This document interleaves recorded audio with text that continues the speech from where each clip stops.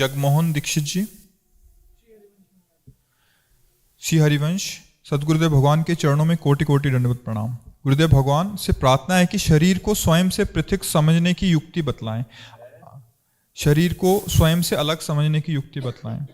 आप जी से कुछ माह पूर्व ज्ञात हुआ था कि शरीर को स्वयं से पृथक मानने पर, क्योंकि ये शरीर स्वयं से अलग है, द्वंद्वों का परिहार वो है ज्ञान मार्ग का चैप्टर। ज्ञान मार्ग में दृष्टा भाव से देखा जाता है और भक्ति भाव से इसमें अलग होने के लिए हमें प्रयास नहीं करना, श्री जी से जुड़ने का प्रयास करना है। जहां हमारी श्री जी से तन्मयता होगी तो देह भाव अपने आप नष्ट हो जाएगा। व्यास सुवन प्रसाद देह मानसी गढ़े चित, व्यासवन हरिवंश महाप्रभु, उनकी कृपा से हमारे हृदय में सहचरी स्वरूप प्रकाशित हो जाएगा। ये सब छोड़ना ही नहीं पड़ेगा, सब अपने आप। जैसे सांप अपनी केचुल से कोई संबंध नहीं रखता, ऐसे उपासक अपने स्थूल शरीर, सूक्ष्म शरीर, कारण शरीर, इनसे कोई संबंध नहीं रखता। ज्ञान के द्वारा नहीं, प्रेम में। ज्ञान के लिए अलग साधन हो, प्रेम के लिए उसका अलग साधन। हमारे लिए क्या साधन? श्री चतुरासी जी का गायन और मनन। हरिवंश महाप्रभु कहते हैं, थे थे वचन मिथुन मुख निसरत, सुनि सुनि देह दशा किन भूलो। क्या कह रहे हैं? देह दशा का विस्मरण। जैसा देह दशा का विस्मरण बंसी जी ने कराया, वैसा किसी से, किसी ज्ञान से भी नहीं होता। जिस समय बंसी अधरों पे धर के लालजू ने क्लीम शब्द का उच्चारण किया, क्लीम प्रेम है, तो आई ब्रजनारी सुनत बंसीरो गृहपति बंधु विसारे। मैं कौन हूं, कहां हूं, कैसे, सब भूल गए। एकमात्र केवल लालजू के मन में, बुद्धि में, चित्त में, अहम में, केवल लालजू। आई ब्रज, चतुरासी जी का पद है, आई ब्रजनारी सुनत बंसीरो गृहपति बंधु विसारे, दर्शन मदन गोपाल मनोहर, मनसी ताप निवारे। हर्षित, सब आनंद से मदन। इतना आनंद बढ़ा कि ये देह संबंध ही खत्म हो गया। जड़ चेतन की ग्रंथि लगी नहीं है, पर बहुत जोर की लगी है। यद्यपि मृषा छूटत कठिनाई। ये या तो विशुद्ध ज्ञान से छोड़ी जाती है या प्रेम से टूट जाती है। प्रेम से सब बंधन छिन्न भिन्न हो जाते हैं। प्रेम है अपने आराध्य देव के नाम, आराध्य देव की लीला, आराध्य देव की सेवा, आराध्य देव के चरणों का निरंतर चिंतन सेवन। अब इसमें देह भाव सहज में छूटने का उपाय, ये शरीर मैं नहीं हूं, ये शरीर श्री जी की सेवा का पात्र है। ज्ञान में इसे मिथ्या समझा जाता है और भक्ति में इसे बहुत महत्व दिया जाता है। कैसे? जैसे एक तांबे की लुटिया है इतनी बड़ी, और जब श्री जी के स्नान के काम में आई तो श्री जी के समान पूज्य हो गई वो। अब ऐसा नहीं है कि अगर उसमें जिसमें पात्र रखा है श्री जी का, उस चौकी में अगर पैर छू जाए तो पश्चाताप होगा। ऐसा कैसे हो गया? कितने हम असावधान हैं। ये श्री जी की सेवा का पात्र है ना, उसे हम ऐसे माथे से लगाएंगे ना, तो ये शरीर क्या हुआ? सेवा का। अब खत्म, इससे हमारा संबंध, श्री जी का संबंध जुड़ गया। ये शरीर श्री जी की सेवा का पात्र है, ये मन श्री जी की सेवा का पात्र है, ये बुद्धि श्री जी की सेवा के निमित्त चलेगी। अब हमारा इससे कोई मतलब नहीं, शरीर स्वस्थ रहे, अस्वस्थ रहे कि जाए, गति की दुर्गति से कोई मतलब नहीं, क्योंकि उस श्री जी के नामे कर दिया। तनुवांग मनोभीर अमलई सोहम तवैवाश्रिता। मल है शरीर को अपना मानना, भोगों में सुख बुद्धि रखना, शरीर संबंधियों को अपना मानना, ये मल है। अमलई श्री जी को अपना मानना, सब कुछ श्री जी का मानना, श्री जी की सेवा के निमित्त भाव रखना, बात बन गई। नहीं तो उसके लिए फिर जो साधन चतुष्टय ज्ञान का है तो वो बहुत कठिन है और वो अपने मार्ग में बाधा ही है, क्योंकि एक ऐसे जा रहा है, एक ऐसे जा रहा है। कुछ दूर तक दोनों मार्ग ऐसे चलते, फिर दोनों ऐसे हो जाते हैं। एक अद्वैत निष्ठा में युक्त हो जाता है, हम ब्रह्मास्मि, और एक अद्वैत होते हुए भी द्वैत भाव रखता है, दासो हम, मैं आपका दास हूं, सेवक से विभाव बिन भवन तरी उर्गा। अब कैसे मिल सकता है? वो कह रहा है कि सोहम और वो कह रहा है दासो हम, दोनों का मार्ग अलग हो जाता है। कुछ दूर तक एक चलता है सिद्धांत तक, और जब रस की तरफ होता है तो ऐसे हो जाता है। तो हमें जाना इधर है ना, तो हम इधर कदम न बढ़ाएं, इधर चले। अब अपना माना हुआ सब कुछ श्री जी का है, शरीर, परिवार, जो भी सुख सामग्री, परिवार श्री जी के जन है, जिसके प्रति जैसा बर्ताव करना है उसके अनुसार वैसा ही मैं कार्य करूंगा और उसका फल चाहूंगा कि मेरी लाडली जी मुझ पर प्रसन्न हो जाए। ऐसे ही पूरे संसार में व्यवहार करना पड़े तो ऐसी ही भावना रखकर करेंगे। अपने हृदय में भाव रखे, नाथ सकल संपदा तुम्हारी, मैं सेवक समेत सुतनारी। संबंध खत्म हो गया तो ज्ञान मार्ग से भी संबंध खत्म होता है और प्रेम तो बिल्कुल मिटिया मेट कर देता है। संबंध की स्मृति ही नहीं रहने देता, संबंध की स्मृति नहीं रहे। ब्रह्म नहीं, माया नहीं, नहीं जीव काल, अपनी उसु दिना रही एक रहे नंदलाल। ये प्रेम की बहुत अद्भुत महिमा है। क्यों? त्याग, वैराग्य, उपरति और त्याग की स्मृति का भी त्याग, और यहां तक कि अपना भी सोहम तवै वास्यता, फिर सोहम का भी विस्मरण हो गया। ब्रह्म नहीं, माया नहीं, नहीं जीव नहीं काल, अपनी उसु दिनारे एक रहे नंदलाल। बस बाहर भीतर केवल इष्ट ही इष्ट। समझ में आ गया? ईशा जी यमुनानगर से। जय श्री राधा वल्लभ श्री हरिवंश। महाराज जी, जब राधा रानी अपनी हैं, हमारी प्राण धन है, तो क्या बिना नाम जप के भी राधा रानी को पाया जा सकता है? अपनापन ऐसे कहां कर सकती हो? शरीर से अपनापन किए हुए, भोगों से अपनापन किए हो, केवल जबान से कहने से थोड़ी बन जाएगा। कल कहा था उसमें कि इसके साथ चेष्टा भी वही होनी चाहिए। प्रभु मेरे हैं, तुम्हारी चेष्टाओं में भी आना चाहिए।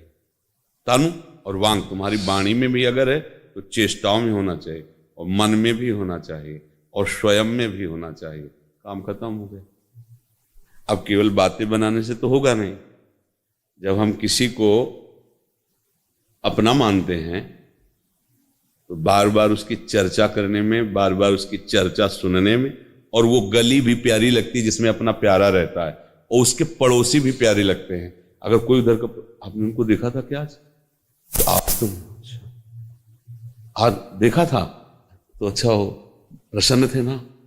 उनकी बात करना, उनकी चर्चा करना, और कहीं वो हमारे समीप हो तो उनकी जूठन मिले, उनके साथ खाए पिए, खेले, हंसे, कितना प्यार बढ़ेगा। अच्छा, कुछ भी वो करे वो उसकी स्मृति में रहेगी जिससे प्यार करती है, या वो उसकी स्मृति में रहेगा जो उससे प्यार करता है। जगत का स्वभाव यही है। इसलिए गोस्वामी जी ने कहा, काम ही नारी प्यारी जिम लोभी जिम प्रियदाम। तो बिना स्मृति के साधारण प्यार नहीं है, तो असाधारण प्यार बिना स्मृति कैसे हो जाएगा? किसका प्रश्न था? हाँ, बिना स्मृति कैसे हो जाएगा? जिससे प्यार किया जाता है सबसे पहली शुरू होती है उसकी याद। याद इतनी जब होने लगती है कि अब उसके मिले बिना चैन नहीं है, तो तड़पन शुरू होती है। उसी को तो विरह कहते हैं। तड़पन जो इतनी बढ़ जाती है, या तो मिले या तो मरूं। प्रेम में एक दशा आती है, मृत्यु दशा। या तो प्रीतम मिले या तो प्राण निकले, अब जी नहीं सकती। बस उसी समय भगवत साक्षात्कार हो जाता है। अब ये प्रश्न कि उनका नाम उनके अपनी है, कहां अनुभव कर पा रहे हो? शरीर अपना, ईमानदारी से देखो, ईमानदारी सत्य से, शरीर अपना, भोग मीठे लगते हैं, संबंधी मीठे लगते हैं। अभी शरीर में ही हो, शरीर राग में ही हो, केवल बहाने चतुराई बुद्धि की बात। तो ये परम सत्य है कि उनको किसी क्रियाओं से नहीं, अपनेपन से ही प्राप्त किया जा सकता है। पर जो अपनापन हो चुका है शरीर में और संसार में, इसको कैसे हटाया जाए? जो शरीर संसार की स्मृति, उसको कैसे हटाया जाए? बोले अब साधन में लगो। असाधन का त्याग साधन कराता है, और लाडली जो अपनी कृपा से मिल जाती है। और अगर असाधन का त्याग नहीं हुआ तो केवल बाहरता से समस्या का समाधान नहीं होने वाला। काल पर विजय बातों से नहीं प्राप्त की जाती। हाँ, अगर नाम जप नहीं है तो पर्यो प्रवाह काल के कदापि छूटी है नहीं। व्यासनंद नाम जो प्रतीति सोन रट नहीं। वो स्वामी तुलसीदास जी कहते हैं, उत्तर सुन लो इसका, कि नाम जप न करे तो क्या श्री जी प्राप्त हो जाएंगे क्या? तो कह रहे, राम राम राम जी जो लो तू न जपी है, तो लो तू कहूं जाए तिहूं ताप तपी है। सुरसर तीर बिन नीर दुख पाई है, सुर तरु तरे तो ही दारिद सताई है। वो स्वामी जी कह रहे गंगा के किनारे प्यासा मरेगा, जा जहां भाग के जाना, जा अगर प्रभु का नाम नहीं जप करता तो तीनों तापों की जलन से तुझे कोई नहीं बचा सकता। भाग के जा, सोवत जागत सपने उन सुख पाइए, चाहे जितना उपाय कर ले तुझे शांति मिलने वाली नहीं। तो वो अपनी बुद्धि की चतुराई से हम अपना नाश ना करें। नाम जप, नाम कीर्तन, वाणी गायन, लीला चरित्र श्रवण, लीला चरित्र गायन, और बिना उनको अर्पित किए कुछ खाए पिए नहीं, तो धीरे धीरे धीरे धीरे शरीर संसार का राग लाडली जो मिटा देंगे, फिर लाडली जो अपनी हो जाएंगी। जब लाडली जो अपनी हो जाती है तो भजन जानते हो कैसे होता है? रोम रोम रग रग राधा राधा राधा राधा, जपना नहीं पड़ता, छा जाता है, छा जाता है। कृष्णाकार वृत्ति, प्रियामय वृत्ति हो जाती है। तो क्या है, अपने लोग बुद्धि के स्तर से प्रभु को, तो ऐसा नहीं, बुद्धि का स्तर थोड़ा या तो इतना ऊंचा करो कि आपसे ऊंचा ना रह जाए, और या इतना नीचा कर लो कि आपसे नीचा, बीच में खिचड़ी मत बनो, नहीं पिट जाओगे, काल पीट देगा, माया पीट देगी, समझ रहे हो? या तो तृणादा पिसुनी चेन, और या फिर आम ब्रह्मास्मि, इससे ऊंचा कोई नहीं है। लगाओ बुद्धि को, इतना ऊंचा बनाओ कि सबको अपने में संभालो, अहम ब्रह्मास्मि, और या फिर इतना नीचा बनाओ कि को हम तुच्छा परम अधमा प्राण हो गर कर्मा। तो ये मतलब सावधानी से चलो। श्री हरिवंश। दिनेश कुमार जी। श्री हरिवंश। पूज्य सदगुरुदेव भगवान के चरणों में कोटि कोटि प्रणाम। महाराज जी, मेरा निवेदन यह है कि जो इस शरीर की धर्म पत्नी है वो मेरा कहना बिल्कुल नहीं मानती। यदि आपका मन ही आपका कहना नहीं मानता तो दूसरे की बात क्या है? प्रश्न अपनी उपासना को परिपक्व करने के लिए किया जाता है। पत्नी शरीर संबंध है और मन हमारे भगवत संबंध में बाधक है। वही तुम्हारी बात नहीं मानता तो बाहर का प्रश्न मत करो, अपने मन को संभाल लो, सब ठीक हो जाएगा।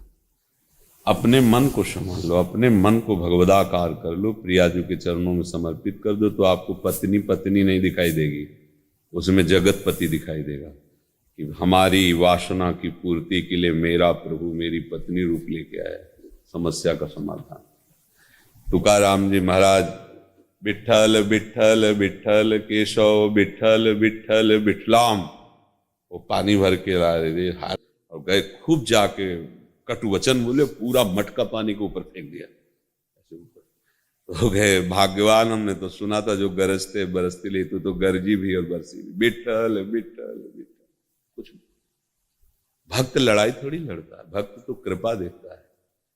गन्ना 4-5 किसी भगत ले दिए थे तो घर ले जा रहे थे, 2-4 बच्चे रास्ते में मिल गए, वो मांगे तो दे दिए, एक गन्ना बचा। पत्नी दूर से देख रही थी, गए और एक गन्ना, उनका 4 और थे, बांट दिया ना। ये कुछ कमाता भी नहीं, जो मिलता भी है वो बांट देता, पूरा गन्ना टूट गया। उन्होंने कहा कोई बात नहीं, तोड़ना तो था ही, टूट गया, अच्छा है, कभी गुस्सा नहीं। तुम्हारी बात वो क्यों माने? तुम अपने गुरु की बात मानते हो, तुम भगवान की बात मानते हो? अगर मान लो तो सब भगवत स्वरूप है, कोई झंझट ही नहीं। तुम अपने को ठीक करो। यहाँ सांसारिक प्रपंच का निर्णय थोड़ी होता है, यहाँ भागवतिक निर्णय होता है। अपने मन को भगवदाकार कर लो तो वासुदेवा सर्वमित समात्मा सुदुर्लभा, कोई है ही नहीं। और अगर ये सोचो कि पत्नी तुम्हारे अनुकूल चले, तुम्हारे अधीन चले, ऐसा क्यों चले? तुम्हारी नौकर थोड़ी है। जैसे पुरुष शरीर में तुम उसके पति हो, ऐसे स्त्री शरीर की वही जीवात्मा भगवान का अंश है, वो अर्धांगिनी, उसकी भी कुछ मनोवृत्तियां, तुम्हारी भी मनोवृत्तियां। तुम अपनी मनोवृत्तियों को झुकाओ क्योंकि तुम सत्संगी हो, भगवत मार्ग के पथिक हो, झुकाकर उसे प्रेम में अधीन करो। शासन करने का अधिकार थोड़ी। जैसे लोग समझते हैं ना कि पत्नी एक साधारण चीज नहीं, जो जीवात्मा तुम हो वही जीवात्मा वो है। वो स्त्री शरीर में, तुम पुरुष शरीर में, दोनों एक मित्र बन करके भगवत सलाह लेकर चलो मार्ग में। 3 गुण है माया के, हो सकता है तमोगुण स्वभाव, रजोगुण स्वभाव, तो तुम्हारे भाग्य के कर्माधीन होकर वो पत्नी बनी आके ना निर्वाह करो। भक्त हो ना, इसलिए कह रहे लड़ो मत, मारो पीटो मत। अच्छी बात बता दी, नहीं मान रही तो जैसे हमारे शरीर में रोग है हम सह रहे ना, ऐसे उसको ये मानकर कि प्रतिकूलता सहने के लिए भगवान ने मुझे दिया, तुम्हारा भजन बनेगा, तुम्हारा भाव बन। अगर बिगड़ गया तो फिर रात दिन उसी घर में रहना, जलो और द्वेष करो, भजन वजन तो सब चला जाएगा, तेरे दिल लाज जूता होंगे, कोई मार्ग नहीं मिलेगा। ये बहुत गंदी बात है जो स्त्रियों को कोई नीचा समझता हो या स्त्रियों को अपनी दासी समझता हो, ऐसा नहीं समझना चाहिए। दोनों एक मित्र हैं। दोनों इस संसार मार्ग की गाड़ी जो चलती है ना, उसके पहिए दोनों के बराबर होते हैं। अगर एक भी छोटा उसमें लगा दो तो गाड़ी पलट जाएगी। ये जो लोग समझते हैं ना कि मैं पुरुष हूं तो बहुत बड़ी चीज हूं, ये स्त्री है तो एकदम छोटी बात है, ऐसी बिल्कुल गलत है। तुम्हारा जैसा जीवन है वैसे ही उसका भी जीवन है। हाँ, एक मित्र यदि गलत मार्ग का अनुसरण करे तो हम समझा सकते हैं, हम उसको उपदेश कर सकते हैं, उससे हाथ जोड़ सकते हैं, थोड़ा शासन दिखा सकते हैं, पर हम ये नहीं है कि वो हमारी मतलब अनुकूल चले, हमारे अनुकूल, क्योंकि उसकी भी तो अनुकूलता है। किसी को भी अनुकूल करने के लिए, देखो तुकाराम जी की पत्नी इतना सब करती थी ना, और सबसे पहले भगवत साक्षात्कार जानते हो किसको हुआ? तुकाराम की पत्नी को। सबसे पहले भगवत, तुकाराम से भी पहले उनको भगवत साक्षात्कार हुआ, क्योंकि उनकी पत्नी थी, एक महाभागवत की पत्नी थी। ये सब करती थी, पर एक बात थी, भोजन बिना उनको पवा नहीं पाती थी, बस एक बात। तो कुछ भोजन लेकर के जा रही थी तो बड़ा कांटा को, पहले तो कहीं भी तुकाराम जी बैठकर भजन करते तो ढूंढती रहती थी। एक दिन काम थक गई ढूंढते ढूंढते, किधर जब मन आता चले जाते हो, मैं कैसे जानूं? तो उनका चौराहे में जाके कान लगाना, जिधर की भूमि से विट्ठल विट्ठल आवाज उधर चली आना, वहीं मैं बैठा मिलूंगा। देखो कैसा नाम जापक महापुरुष है कि भूमि बोलती, जिधर से चरण गए ना वहां की भूमि बोलती विट्ठल विट्ठल। तो उधर जा रही थी तो पहाड़ में बैठे हो भजन कर रहे थे, तो इतना बड़ा बमूल का कांटा, अब चला न जाए, बड़ा कष्ट। ठाकुर जी आगे पीताम्बर वजह से, और कहा कि अच्छा कांटा लग गया, मैं कांटा निकाल देता हूं। इतना प्यार, अब कांटा कैसे निकले हाथ से?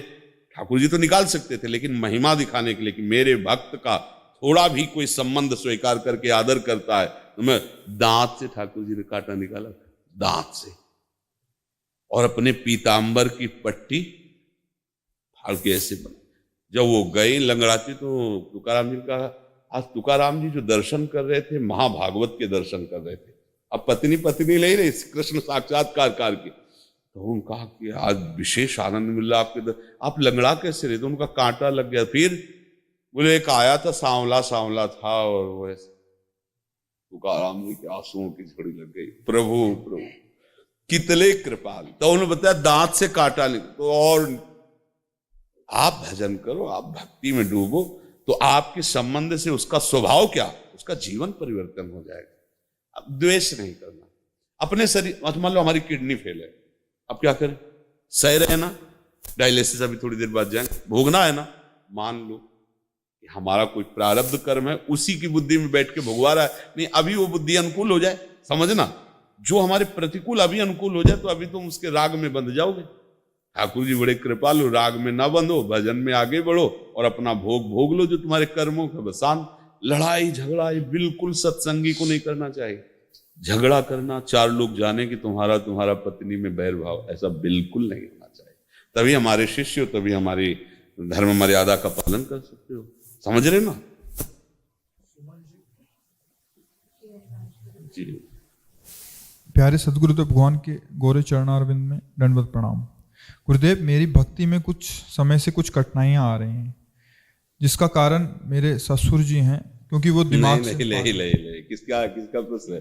ले कारण श्री हरिवंश वनम, यही गलती हो रही। देखो सबसे यही गलती हो रही, जब भक्ति में प्रतिकूलता आवे तो नाच पड़ना चाहिए कि मेरी भक्ति फाइनल में पहुंच रही है, अब अच्छे नंबर आएंगे। जब तक भक्ति में अनुकूलता आए तो डरना चाहिए, कहीं मैं फंस न जाऊं, कहीं मैं भ्रष्ट न हो जाऊं। और जब प्रतिकूलता है तो प्रतिकूलता में कौन फंसता है? दुख में कोई फंसता है क्या? विपत्ति में कोई फंसता है क्या? भागना चाहता है, उसको सिर्फ थोड़ी राग करेगा। अब वो दुख किसी न किसी व्यक्ति का आश्रय लेकर आएगा। जैसे मीरा जी के देवरई घरई में इतना भारी विरोध, अरे पढ़ के चरित्र, नरसिंह जी की भाभी, इतना प्रहलाद जी के बाप ही घरई में विरोध, कारण किसी व्यक्ति को नहीं मानना चाहिए, तभी उपासना बनेगी। हमारे भगवान हमको सहनशीलता प्रदान करने के लिए, हमारी भक्ति का रंग लाने के लिए प्रतिकूलता दे रहे हैं। अगर ये बात नहीं मानोगे तो तुम्हें परमार्थ से वही प्रतिकूलता भ्रष्ट कर देगी, और बात मान जाओगे तो प्रतिकूलता परमार्थ से उठा देगी।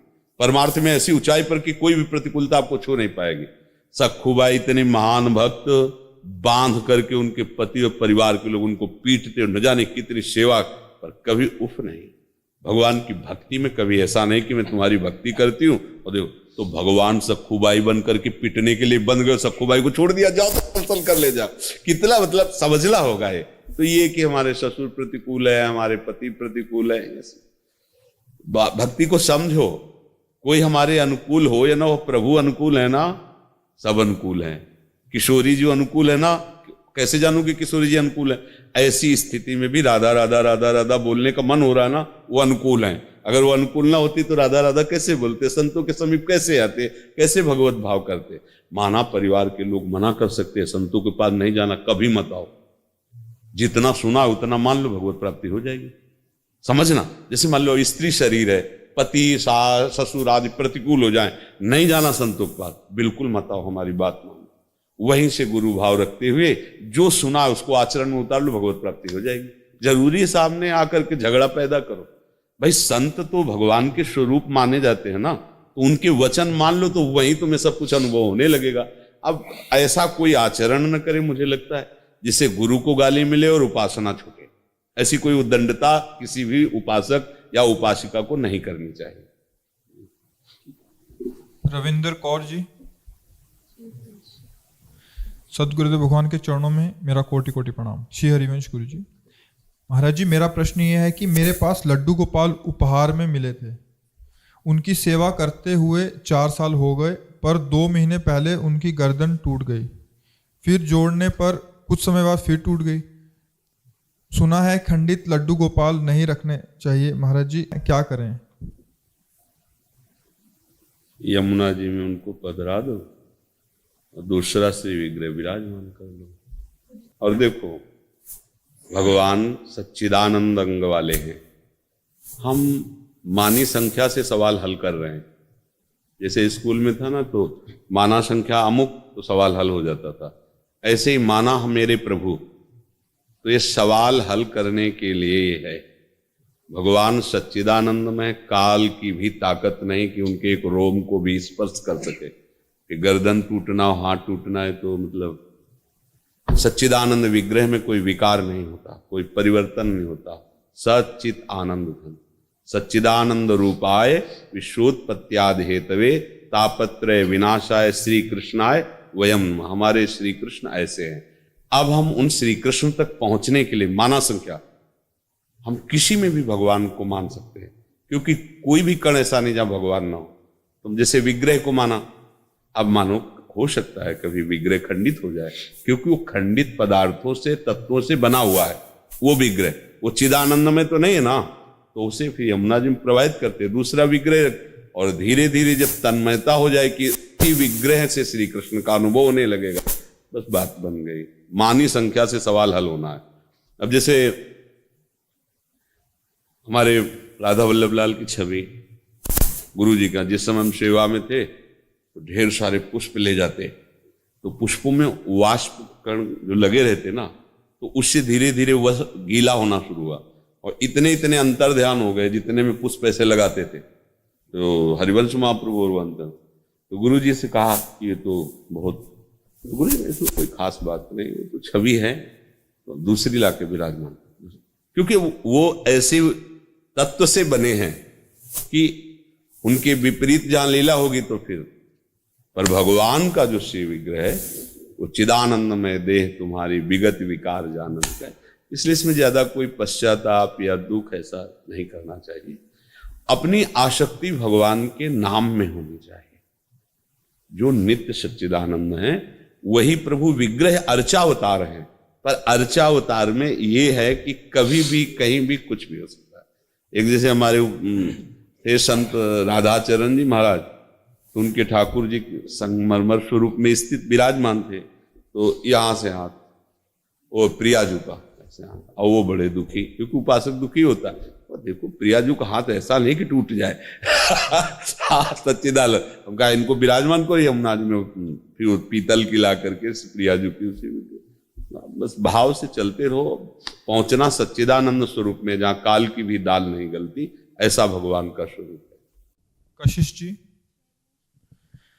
श्री सदगुरुदेव भगवान के चरणों में नमन। गुरुदेव, मेरे प्रकट के नेत्र नहीं हैं, बट आपके मुख से सुना है कि मंत्र का एक एक अक्षर का ध्यान करना चाहिए। महाराज जी, मैं मंत्र के अक्षर का प्रकट के नेत्रों से भी आंतरिक नेत्रों में विशेष दम होती है। अगर हम अभी कोई दृश्य बताएं तो कल्पना में अभी आ जाएगा। कोई भी बात इन नेत्रों में तब आती है जब पहले हमारी चिंतन में कल्पना में आ जाती है। ऐसा नहीं कि इन्होंने प्रकृति को देखा नहीं, इस जन्म में नहीं देखा, लेकिन जो अंदर जीव है वो मन को लिए हुए अनंत जन्मों से विचर रहा है, तो हर प्रकृति की वस्तु देखे हुए है। तो अगर हम थोड़ा प्रयास करें तो नाम आ जाएगा। देखो, परम पूज्य श्री सूरदास जी महाराज भारी लीला गायन, और इतने लीला गायन। जो प्रज्ञा चक्षुजन है उनमें दिव्य सामर्थ्य भी अंदर है, अगर वो चाहें तो खोल सकते हैं अपने नेत्र, बाहर के नहीं, अंदर के। और भगवत राज्य में अंदर के नेत्रों का ही के नयन निहारे। ये नयन तो ठीक है, थोड़ा सहयोग देते हैं अगर उपासना में लगाओ तो, नहीं तो ये वासना ही का सहयोग देते हैं ज्यादा। इनके बंद रहने में ही अच्छा है। तो ऐसा दुखी नहीं होना चाहिए कि मेरे बाहरी नेत्र नहीं है। अगर आप नाम का भी ध्यान नहीं कर पा रहे तो राधा राधा राधा, तो नाम भी आ जाएगा और रूप भी आ जाएगा। आप देख लेना, नाम भी छा जाएगा और रूप भी छा जाएगा। कोई भी ग्रंथ की ऐसी बात नहीं होगी जो तुम्हारे हृदय में ना आ जाए। जहां नाम चलता है, उपासना चलती है, वह सब ज्ञान वैराग्य प्रकट हो जाता है। बिल्कुल घबराने की जरूरत नहीं। बहुत अच्छा है संसार ना दिखाई दे, बहुत अच्छा। एक तो लौकिक दृष्टि से कहा जाता है कि अब क्या अच्छा है, कुछ दिखाई नहीं दे रहा, लेकिन सच्ची मानो बहुत बढ़िया है। तुम इस बात से कभी दुखी ना हो कि हमारे बाह्य नेत्र नहीं है। नहीं, आप नाम जप कीजिए और प्यारी जी उससे प्रार्थना कीजिए, वो ऐसे नेत्र खोल देंगी कि नेत्र वाले भी जो नहीं देख पाते वो आप देख लेंगे। बहुत सामर्थ्य है प्रभु में। बाहरी नेत्रों को, बहुत नेत्र है, क्या हो रहा है, क्या हो रहा है? गंदगी ही देखी जा रही, भगवान को तो देख नहीं पा रहे। ज्यादा इसमें दुखी नहीं होना चाहिए, आनंदित रहना चाहिए। गुरुदेव, मेरे घर में नॉनवेज बनता है। मेरे पास जुगल सरकार का विग्रह है, उनका प्रसाद भी उसी रसोई में बनता है। बर्तन तो अलग है। ये तो हमारी समझ में नहीं आएगा और ना इसका हम उत्तर दे सकते हैं, क्योंकि ये घरेलू समस्या है। इस पर हम कुछ नहीं बोल पाएंगे। क्या ये जरूर है कि पात्र क्या उस रसोई का स्पर्श किया हो अभी ना तो भोग लग सकता है, ना कोई उपासक पा सकता है। जहां मांस राधा जाता है वो राक्षसी रसोई होती है। अलग अलग है ना। राक्षसी रसोई के आसपास भी रखी हुई वस्तु का हम स्पर्श नहीं कर सकते, भोग और बानी। तो अब इस विषय में मान लो आपका ऐसा कर्म क्षेत्र रहा कि आप ऐसे घर में जन्मी या ऐसे घर में ब्याही गई या ऐसा घर है, तो आप उसको देखिए, अपना नाम जप कीजिए जैसे बने वैसे। क्या उसके लिए कोई सपोर्ट नहीं हो सकता, हमारी तरफ से कोई सपोर्ट नहीं हो सकता। अच्छा, हमारी बात मानकर झगड़ा शुरू करो, वो भी हम नहीं कहेंगे। हाँ, नाम जप करो, प्रभु के आश्रित रहो, वही संभालेंगे। तो क्या ना तो भोग लग सकता है और ना कोई वो किसी उपासक के खाने लायक है। जिस रसोई, जिस पात्र में एक बार मांस रान दिया गया, वो किसी भी तरह से शुद्ध नहीं हो सकता।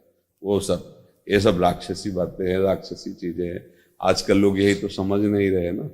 स्वाद के लिए फिर जो दुर्दशा होती है वो सह नहीं पाएंगे सब। इसीलिए सत्संग की आवश्यकता है, शास्त्र स्वाध्याय की आवश्यकता है। पर रजोगुण इतना बढ़ गया कि कौन शास्त्र स्वाध्याय करे, कौन सत्संग करे।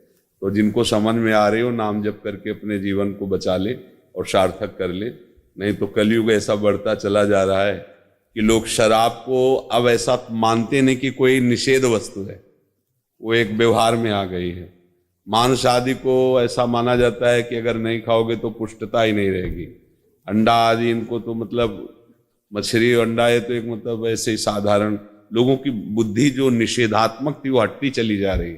बड़े जो पवित्र घर माने जाते हैं उनमें भी इनका प्रवेश होना प्रारंभ हो गया है। तो इसलिए बहुत सावधानी की जरूरत है। कलिकाल ऐसी बुद्धि भ्रष्ट करने के सारे उपाय फेंक दिए हैं जो भजन बिल्कुल नहीं होगा। कहीं मांस और ये सब अपवित्र चीजों, अरे इसके चिंतन से भजन रुक जाएगा। फिर खान पान तो बहुत ही बुरी बात है, बहुत गंदी बात है। जहाँ शराब पी जाती है, मांस खाया जाता है, वो सब अपवित्र राक्षसी है। ये सब राक्षसी है।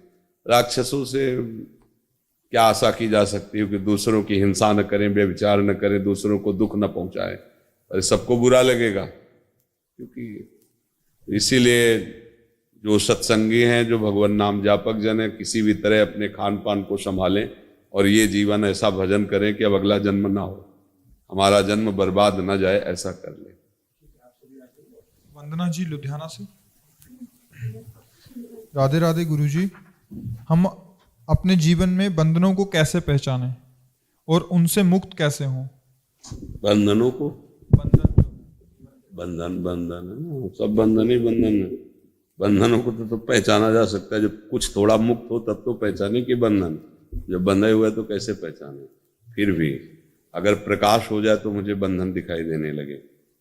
अविद्या के अंधकार में बंधन नहीं नजर आते, ज्ञान का प्रकाश हो तो समझ में आ जाए।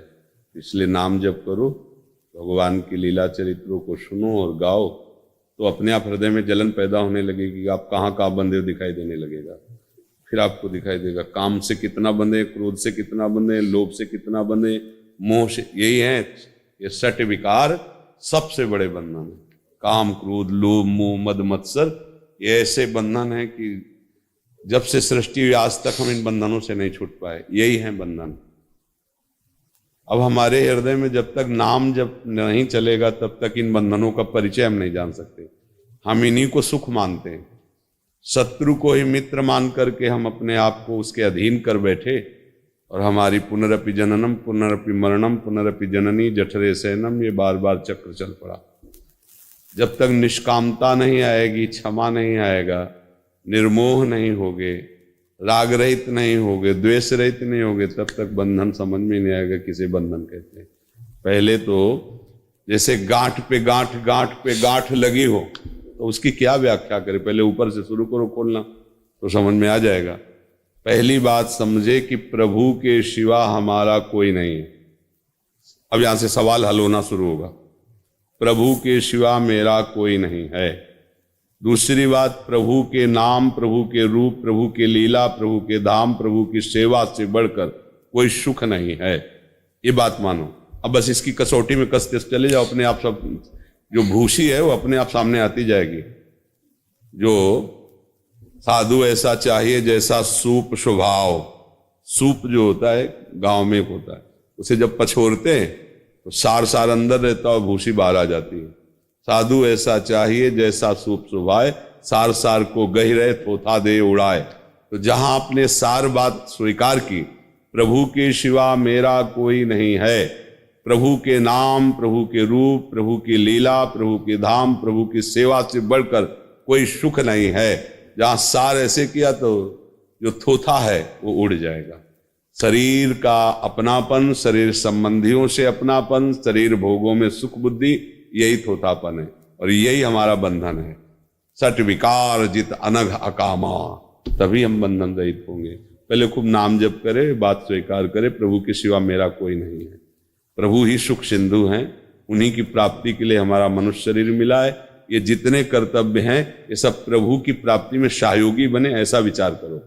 पति की सेवा, पुत्र की सेवा, परिवार की सेवा, और बाद में हे नाथ ये सारी सेवा आपको समर्पित है, आप इससे प्रसन्न होकर के अपने चरणारविंद का प्रेम दीजिए। अपने आप सब बंधन नष्ट होते चले जाएंगे। आपको दिखाई देने लगेगा कितना काम आपके अंदर, क्रोध कितना है, मोह कहाँ कहाँ है, राग कहाँ कहाँ है, ईर्ष्या किससे प्रकट हो रही है, ये सब अपने आप समझ में आने। ऐसे सामने दिखते हैं जितने विकार हैं। ये थोड़ी आया और लूट के चला गया, ऐसे उपासक को सामने आ गया। इस समय वाणी की दशा है, अहंग की दशा है, इस समय बुद्धि की दशा है, इस समय मन की दशा है, इस समय काम की दशा है, और इस समय भगवत दशा है। ये सब सामने ऐसे। उपासक कोई साधारण वस्तु थोड़ी होता है। चिदानंद वस्तु का चिंतन करके सब फाइनल में रहता है, सब फाइनल में। ऐसे थोड़ी कोई अंधेरी कोठरी कोई भी गुस्से में माल लेके निकल जाए, वो तो असावधान होता है, वो साधक थोड़ी होता है।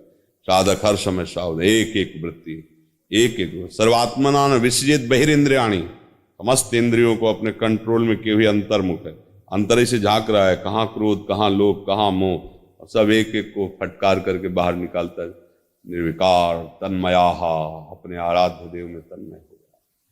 वो जगत पावन करने वाला महात्मा बन गया, चाहे स्त्री शरीर हो, चाहे पुरुष शरीर हो, चाहे पैंट शर्ट में हो, चाहे पीले नीले में हो। और ये नहीं है तो सब बाहरी फिर नाटक है। नाटक से भगवान मिलते नहीं है। नाटक से तो संसार भले रीझ जाए क्योंकि नाटकी है।